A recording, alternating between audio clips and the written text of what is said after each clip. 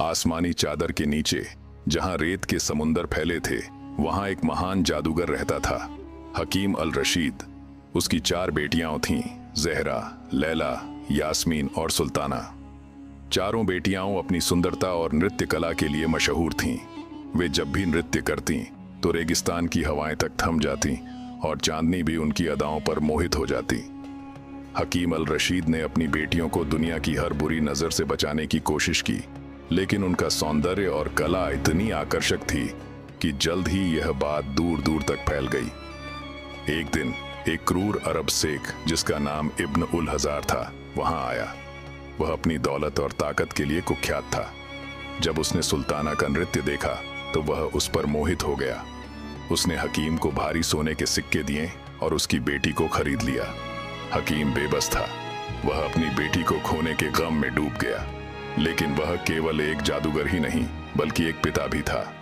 उसने ठान लिया कि वह अपनी बेटी को छुड़ा कर रहेगा। उसने अपने प्राचीन जादू का सहारा लिया और कई रातों तक मंत्र साधना की। अंततः उसकी साधना रंग लाई और उसने अपनी जादुई शक्तियों से एक महान योद्धा को जन्म दिया, जिसका नाम था अजरान। अजरान कोई साधारण योद्धा नहीं था। उसकी त्वचा लोहे जैसी कठोर थी, आंखें जलते अंगारों की तरह चमकती थीं और तलवार बिजली की तरह चलती थी। हकीम ने उसे आदेश दिया, इब्न उल हज़ार के किले पर धावा बोलो और मेरी बेटी को छुड़ाओ। अजरान अपनी तेज गति से रेगिस्तान पार कर इब्न उल हज़ार के किले तक पहुंचा। वहां पहरेदारों की फौज थी, लेकिन अजरान की तलवार चलती गई और एक एक कर सब ढेर होते गए। शेख का महल गूंज उठा। इब्न उल हज़ार खुद अपनी तलवार लेकर अजरान का सामना करने आया, लेकिन वह उसकी ताकत के आगे टिक नहीं पाया। अजरान ने उसे जमीन पर गिरा दिया और तलवार उसकी गर्दन पर रख दी। अगर तुम्हें अपनी जान प्यारी है तो सुल्ताना को आजाद कर दो। अजरान की गर्जना सुनकर शेख ने कांपते हुए सुल्ताना को छोड़ दिया। सुल्ताना अपने पिता के पास लौट आई।